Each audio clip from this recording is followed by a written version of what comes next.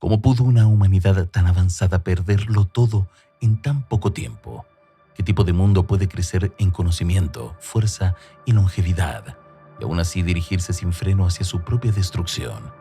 ¿Y qué tiene esa historia antigua que todavía incomoda? ¿Por qué se parece demasiado a lo que estamos viviendo ahora? Estas preguntas no apuntan a un mito olvidado, sino a un patrón que la Escritura presenta como advertencia permanente. Hubo un mundo que respiraba distinto, una humanidad que caminaba bajo cielos que hoy ya no existen, una civilización borrada no por olvido, sino por juicio. Antes de que el agua cubriera montes y ciudades, la tierra fue un escenario de una historia tan avanzada como oscura, tan fértil como peligrosa. Comprender ese mundo no es mirar al pasado por curiosidad, sino mirarnos al espejo del presente. El mundo antes del diluvio no era una versión primitiva del nuestro. Era, según el relato bíblico, una era de gran vitalidad, longevidad extraordinaria y desarrollo acelerado. Los hombres no contaban los años como ahora. Los atravesaban como quien cruza estaciones interminables. Vivir 9 siglos no era una anomalía, sino una norma. Adán, Set, Enos, Matusalén, Noé. Nombres que no solo representan genealogías, sino una humanidad que parecía hecha para durar. Esta longevidad no era solo biológica, también cultural. El conocimiento tenía siglos para acumularse, perfeccionarse y transmitirse sin interrupción. El ambiente acompañaba esa expansión de la vida. La Tierra estaba envuelta en condiciones que hoy solo podemos imaginar. Un clima estable, sin extremos, sin estaciones violentas. Las escrituras hablan de aguas arriba y aguas abajo, lo que muchos han entendido como una envoltura que protegía el planeta. No llovía como ahora, la tierra se regaba desde abajo, como si el mundo estuviera diseñado para sostener la vida sin desgaste. Esa estabilidad explicaría no solo la larga vida humana, sino una flora y fauna exuberantes, gigantescas, poderosas. Pero donde haya expansión sin disciplina, surge el exceso. La relación entre lo divino y lo humano era directa, frecuente, casi cotidiana.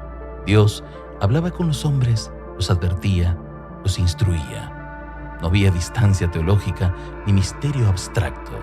Sin embargo, esa cercanía no produjo humildad generalizada, sino arrogancia en muchos. El corazón humano, incluso rodeado de evidencia, eligió desviarse. La Biblia describe un momento clave. Los hijos de Dios vieron que las hijas de los hombres eran hermosas y tomaron para sí mujeres. De esa unión surgieron los Nefilim, gigantes, hombres de renombre, temidos por su fuerza y conocidos por su violencia. Más allá del debate teológico, el mensaje central es claro. Se rompieron los límites establecidos, el orden fue transgredido. Lo creado se mezcló de forma indebida y el resultado no fue progreso moral, sino corrupción acelerada. La violencia se volvió norma, la fuerza reemplazó a la justicia. La fama nació del temor que se inspiraba, no del bien que se hacía. La tierra se llenó de sangre, de abuso, de traición. La Biblia no dice que el mundo tuviera algunos hombres malos, dice que toda intención del corazón humano era continuamente mala. No fue un desliz colectivo, fue una dirección sostenida. Desde el principio, la caída ya había marcado el rumbo. Caín y Abel representan dos actitudes frente a Dios, una que entrega lo mejor con reverencia y otra que cumple sin corazón. El rechazo no fue por el sacrificio, sino por la disposición. Cuando Caín dejó que el resentimiento creciera, cruzó una línea que cambiaría la historia, el primer asesinato. Dios no actuó con ignorancia ni sorpresa, actuó con justicia y misericordia a la vez. Castigó, pero preservó la vida. Esa tensión entre juicio y gracia acompañó toda la era antediluviana. La descendencia de Caín avanzó rápidamente en civilización. Construyeron ciudades, desarrollaron música, ganadería, metalurgia. El progreso técnico no fue el problema fue que avanzaron sin Dios. Lamec, descendiente de Caín, se jactaba de matar por ofensa mínima, multiplicaba la venganza como símbolo de poder. La violencia dejó de ocultarse y empezó a celebrarse. Cuando una sociedad aplaude lo que antes lamentaba, el colapso ya está en marcha. En contraste, existía otra línea, la de Set. De allí surgieron hombres que invocaban el nombre de Dios. No eran mayoría, no eran dominantes, pero eran fieles. Enoc destaca como una anomalía luminosa en una generación oscura. Caminó con Dios. No solo creyó, sino que vivió de acuerdo con esa creencia. Su vida fue tan distinta que no experimentó la muerte. Fue retirado como señal de que, aún en tiempos de corrupción total, la fidelidad seguía siendo posible. Si este contenido te está aportando claridad y profundidad, detente un segundo y apóyalo con un like y suscribiéndote. Es un gesto simple que permite que este mensaje llegue a más personas. La corrupción del mundo no fue repentina, fue gradual, persistente, normalizada. Las familias dejaron de ser refugios y se convirtieron en campos de conflicto. La espiritualidad fue reemplazada por ritual vacío o idolatría abierta. La vida perdió su valor. Dios observó, no desde indiferencia, sino desde dolor. El texto bíblico es contundente.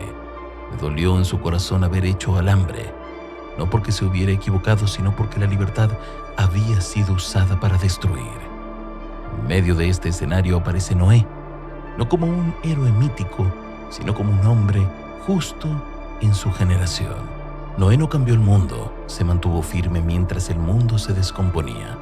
Caminó con Dios cuando caminar con Dios no era popular ni rentable. Esa coherencia fue suficiente para convertirlo en el punto de reinicio de la humanidad. El arca no fue solo un barco, fue una declaración. Mientras el mundo seguía su rutina, Noé construía una estructura absurda a los ojos de todos. Nunca había llovido así, no existía precedente. Durante más de un siglo, Noé trabajó y advirtió. No gritó, no forzó, no manipuló. Su vida era el mensaje. La indiferencia del mundo fue su respuesta. Cuando llegó el día, no hubo dramatismo humano, solo cumplimiento divino. Las fuentes del abismo se rompieron, los cielos se abrieron y la estabilidad de siglos colapsó en semanas. El mismo mundo que había sostenido la vida con abundancia ahora la retiraba. No fue solo agua, fue desintegración del sistema antediluviano completo. Todo aquello que parecía sólido desapareció. El diluvio no fue un acto impulsivo, fue una respuesta final. La vida fue preservada, pero el orden anterior fue borrado.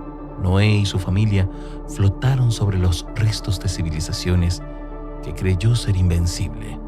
150 días aislados del pasado, sin saber cómo sería el futuro, y aún así, Dios no los olvidó. Cuando las aguas retrocedieron, el mundo era otro, montañas visibles, clima distinto, ciclos marcados. La humanidad salió del arca más vulnerable, pero también más consciente. El primer acto de Noé no fue construir una ciudad ni reclamar territorio.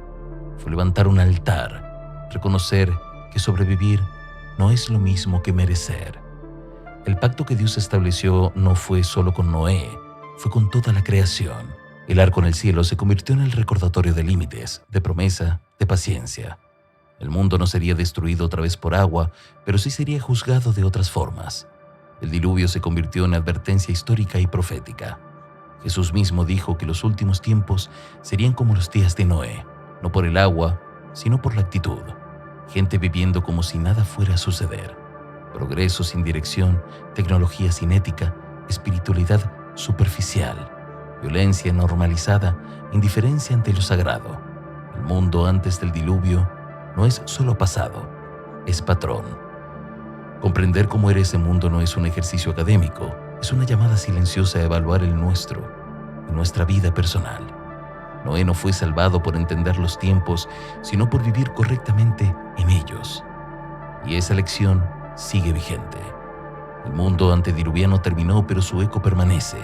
Cada generación decide si aprende de él o lo repite.